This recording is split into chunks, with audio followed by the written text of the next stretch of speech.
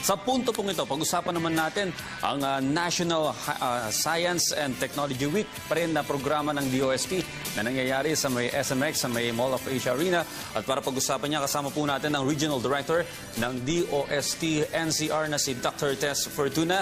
Good morning po, ma'am. Magandang umaga, Audrey. Okay, so today ay huling araw na po ng ating National Science and Technology Week 2015. Ano po yung ating mga kababayan doon? Well, patuloy ang pagtanggap natin sa mga gustong pumunta doon at tingnan ko ano yung mga latest sa science and technology. At natutuwa kami kasi talagang ang lakas ng turnout ng ating mga kasama, ng ating mga kababayan. Nakikita mo ngayon kung gaano kahalagahan ng science and technology sa kanilang buhay. Kasi dati-dati, kaunti lang yung pumupunta, pero ngayon talagang halos hindi kami magkamayaw sa dami ng pumunta. Sa katunayan yan, as of 5 o'clock kahapon, nasa mahigit ng 70,000. 70,000? Yes, 70,000 na yung guest ng DOST. And imagine, nanggagaling pa sa sulok ng Pilipinas, no? Hindi siya nako-concentrate ngayon sa NCR unlike before. Ngayon talaga yung 17 regions of the country, including ARM, nasa SMX. Yung aming activities kahapon on community empowerment through science and technology, ito yung mga community-based projects na tinutulungan ng DOST at talaga namang maraming dumating na interesado kung paano sila matutulungan ng DOST. Ito yung kasi itong issue na to, nag-a-adapt kami ng isang mahirap na community at kung saan yung iba't ibang technology ng DOST na na-develop, inia-apply namin sa kanila para maging future entrepreneurs din. So we teach them on how to really make use of this, how to process yung kanilang mga raw materials na nanando doon sa probinsya, ay natutulungan natin. Pero dito sa NCR, meron din ako mga community-based projects na tinutulungan at kailangan mo lang naman ng kaunting push para yung mga tao matuto talaga na magsikap. So we expect them to be future entrepreneurs. Okay. Bukod po sa mga pumuntang mga may balak magnegosyo, no? May mga estudyante rin po na binabanggit kayo kanina off the air. Napakarami. Estudyante at saka mga LGUs. Yes. Bakit po kaya sila yung na-encourage pumunta ngayon sa National Science Week? Actually, yung tinitingnan namin kahapon yung turn. Siyempre, hindi mo matatalo dami na estudyante. Pero all levels yun, ha? Elementary, high school, and even the tertiary. At makikita mo rin yung kung ano yung gusto nilang tingnan. Ang nasa tertiary level natin ngayon, napansin namin, doon lang sa booth ng enterprise development, they're so interested. Ano yung energy audit, ano yung food safety practices, yun ba yung mga yung cleaner production technologies, and they are also interested about packaging because most of them, they develop products doon sa kanilang mga thesis. Tapos tinitingnan din nila paano sila magkakaroon ng tamang packaging materials para sa kanilang products. So halos, sabi na itong mga bata na nasa tertiary level, iba na yung pananaw nila Makikita mo yung sa high school, medyo tinitingnan nila yung mga microscope na nandoon. Kasi alam mo, very interactive ngayon ng exhibit na ginawa ng DOST. Like for instance, yung technology about oil trap. Dati yan titingnan mo lang, ito yung oil trap. So yung oil kit. Ngayon, naglagay din kami doon ng pini-feature namin yung website ng oil trap, yung incidents. Kasi yung incidents, naka-link yon doon sa incidents ng dengue. Okay. So, makita mo yung mga bata, they try really to use the website. Tinitingnan nila anong meron doon. Hindi lang yun, pagdating doon sa mga medyo nasa lower levels, yung microscope, tinitingnan nila ano yung istura ng mga blood na may stain ng dengue. And then ano yung istura talaga ng insect, nung mosquito na talagang carrier ng dengue. So, ako asaya namin tingnan no? Despite all the pagod, the effort that we did, and alam mo yun, halos hindi ka makatulog para ihanda mo yung exhibit. But this time, sabi nga namin, it's worth it. It's worth it. Tingnan mo yung level naman ng mga entrepreneurs, talagang nandoon, they even inquire how to apply for Alam naman ng lahat halos na yung aming Small Enterprise Technology Upgrading Program, kung paano sila natutulungan. And this time talagang halos dinadagsa kami. And we expect more today, kasi talagang humahabol yung iba nating mga kasamahan. No? Mukhang kailangan nyo na po ng crowd control management. Yes, we did that, and we even asked, baka naman nakakahiya, no? We even asked SMX to help us. Kasi halos Sa hindi dami, namin makontrol. Halos wala kang daanan, ano? It's really parang inspiring to all of the DOST officials and siguro yung lahat ng mga tao namin kasi nakikita nila na napakadami yung tao. Pag, alam mo, ganun pala yung feeling mo Upo ka, wala halos dumarating.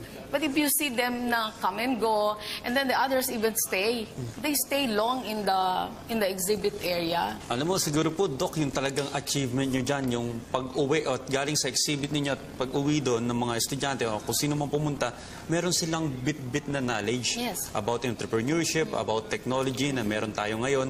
At nakakatuwa dahil nung bata kami ay walang mga opportunities na ganito na pwede nyo mong makita kung ano yung mga pwede mong pasukin negosyo paglaki mo at pwede mong subukan yung pagnenegosyo yan at matutunan mo kahit sa ganitong kasimpleng exhibit lamang po. Ano pa po ba yung mga iba pang highlight sa nakalipas na 5 araw? Ang focus kasi nung area na na-assign sa akin is more entrepreneurship.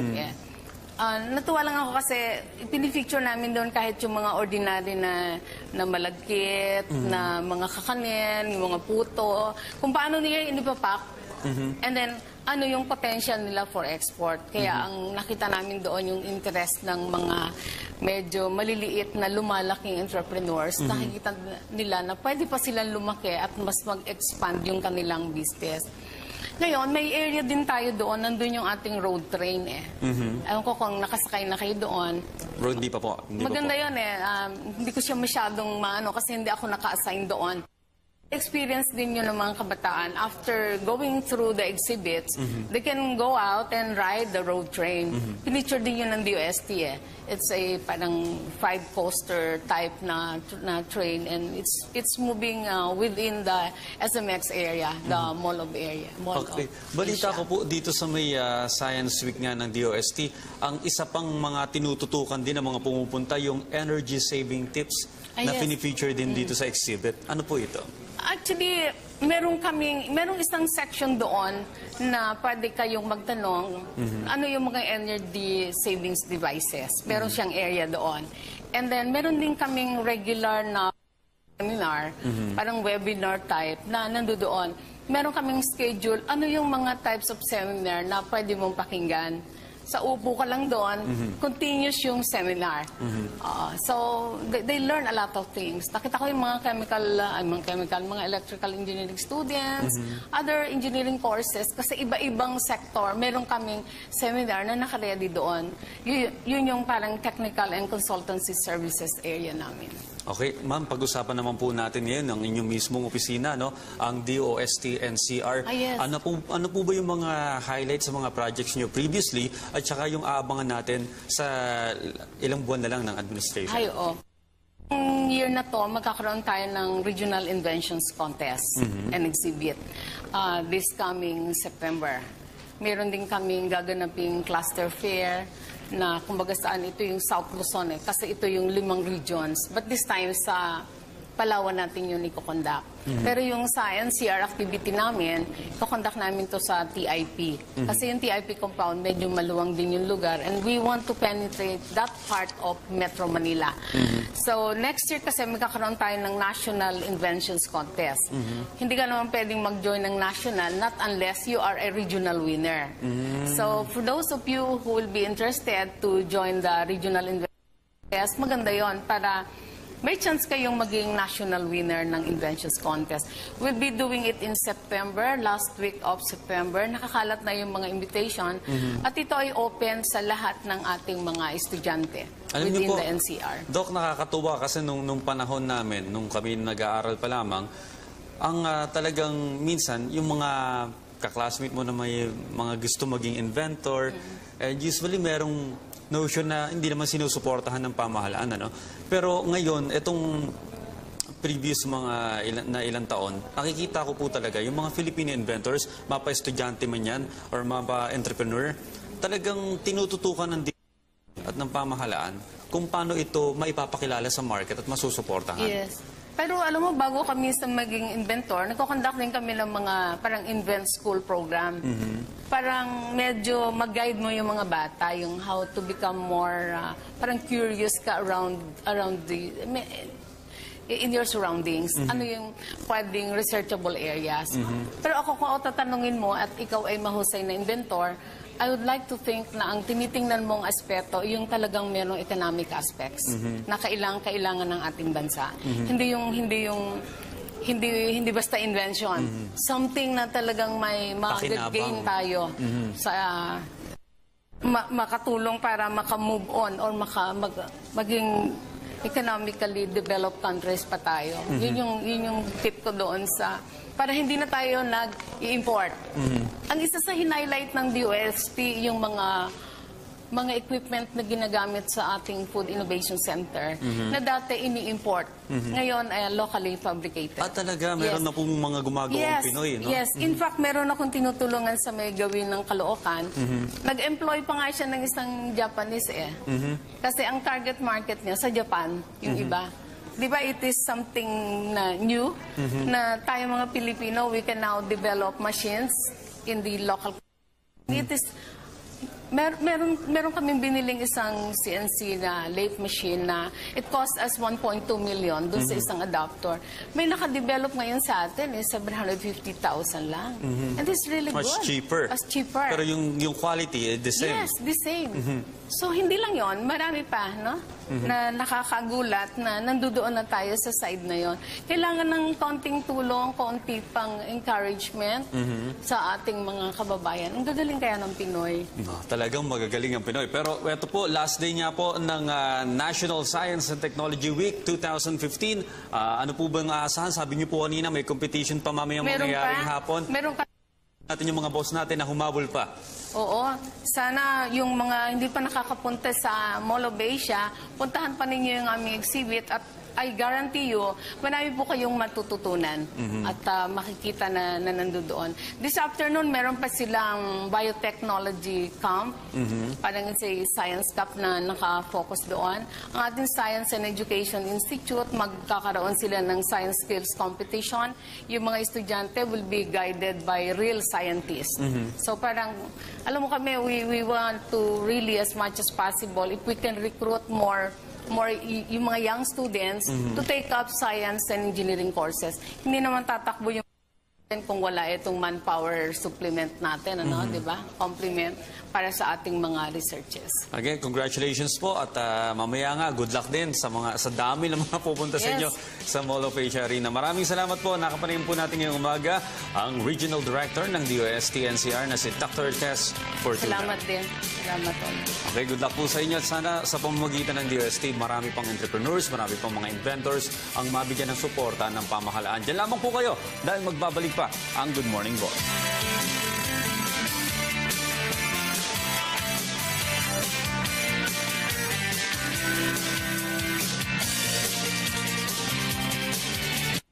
It's a parang 5-coaster type na train and it's moving within the SMX area, the Mall of area. Okay. Balita ko po dito sa may Science Week nga ng DOST, ang isa pang mga tinututukan din ng mga pumupunta yung energy saving tips na fini-feature din dito sa exhibit. Ano po ito? Actually, merong isang section doon na pwede kayong magtanong ano yung mga energy savings devices. Meron siyang area doon.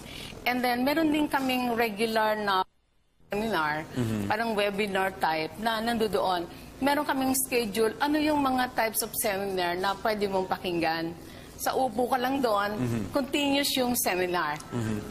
So, they learn a lot of things. Nakita ko yung mga mga electrical engineering students, other engineering courses, kasi iba-ibang sector, meron kaming seminar na nakaredy doon. Yun yung parang technical and consultancy services area namin. Okay, ma'am, pag-usapan naman po natin ngayon ang inyong mismong opisina, no? Ang DOST NCR. Yes. Ano po ba yung mga highlights sa mga projects nyo previously at saka yung aabangan natin sa ilang buwan na lang ng administration? Ay, oo. Ngayong year na to, magkakaroon tayo ng Regional Inventions Contest and Exhibit this coming September. Meron din kaming gaganaping cluster fair na kumbaga saan ito yung South Luzon kasi ito yung 5 regions. But this time sa Palawan natin yun i-conduct. Pero yung sa NCR activity namin, i-conduct namin to sa TIP. Kasi yung TIP compound, medyo maluwang din yung lugar. And we want to penetrate dataan yung iba't ibang technology ng DOST na na-develop, inia-apply namin sa kanila para maging future entrepreneurs din. So we teach them on how to really make use of this, how to process yung kanilang mga raw materials na nandoon sa probinsya, ay natutulungan natin. Pero dito sa NCR, meron din ako mga community-based projects na tinutulungan at kailangan mo lang naman ng konting push para yung mga tao matuto talaga na magsikap. So we expect them to be future entrepreneurs. Okay. Bukod po sa mga pumuntang mga may balak magnegosyo, no? May mga estudyante rin po na binabanggit kayo kanina off the air. Napakadami. Estudyante at saka mga LGUs. Yes. Bakit po kaya sila yung na-encourage pumunta ngayon sa National Science Week? Actually, yung tinitingnan namin kahapon yung turn.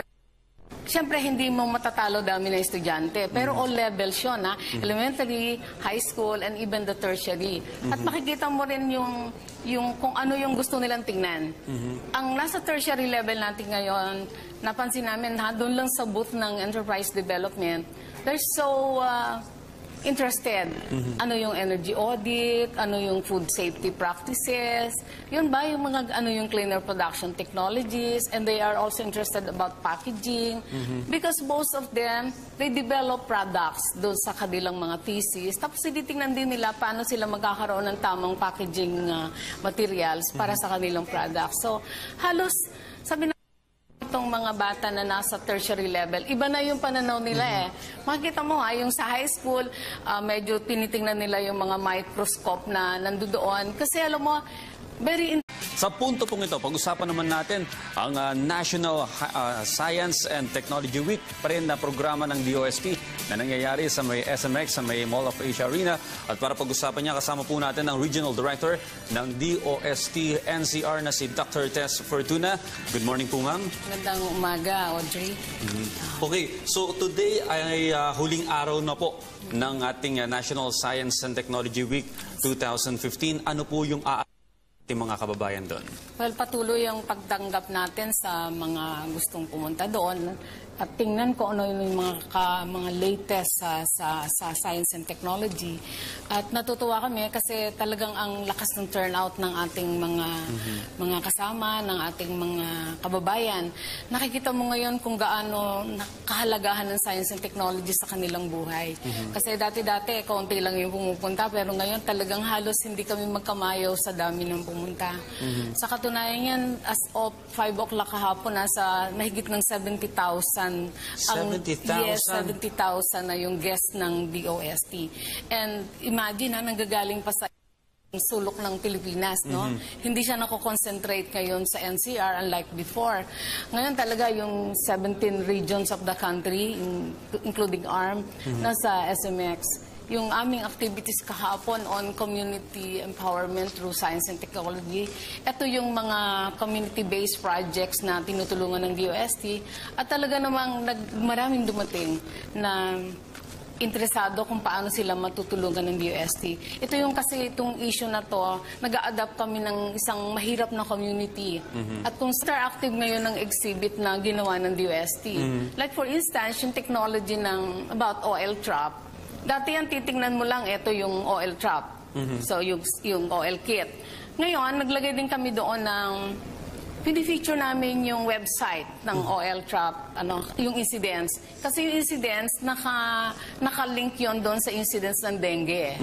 Okay. So, if makita mo yung mga bata, they try really to use the website. Tinitingnan nila anong meron doon.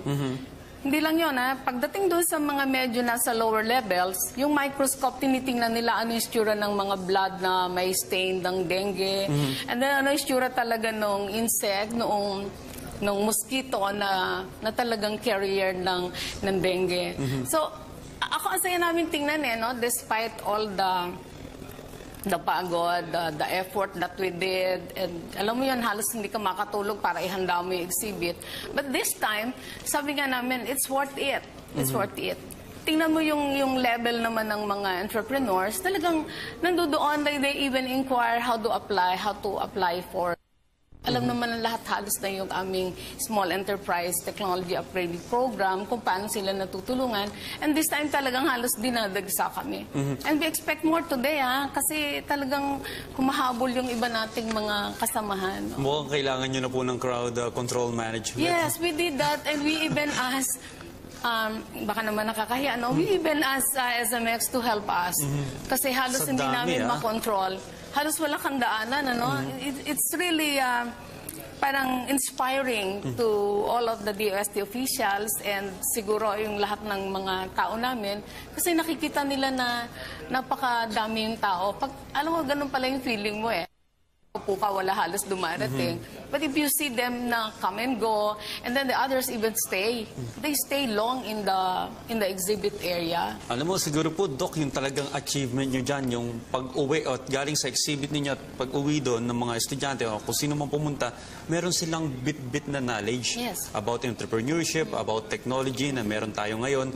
At nakakatuwa dahil nung bata kami, ay walang mga opportunities na ganito na pwede nyo mong makita kung ano yung mga pwede mong pasukin negosyo paglaki mo at pwede mong subukan yung pagnenegosyo yan at matutunan mo kahit sa ganitong kasimpleng exhibit lamang po. Ano pa po ba yung mga iba pang highlight sa nakalipas na 5 araw? Ang focus kasi nung area na na-assign sa akin is more entrepreneurship. Natuwa lang ako kasi pinipicture namin doon kahit yung mga ordinary na malagkit, na mga kakanin, yung mga puto, kung paano nila inipapak. And then, ano yung potential nila for export. Kaya ang nakita namin doon yung interest ng mga medyo maliliit na lumalaking entrepreneurs. Nakikita nila na pwede pa silang lumaki at mas mag-expand yung kanilang business. Ngayon, may area din tayo doon. Nandun yung ating road train Ewan ko kung nakasakay na kayo doon. Road, di pa po. Maganda yun hindi ko siya masyadong maano kasi hindi ako naka-assign doon. Experience din yun ng mga kabataan. After going through the exhibits, they can go out and ride the road train. Pinicture din yun ng DOST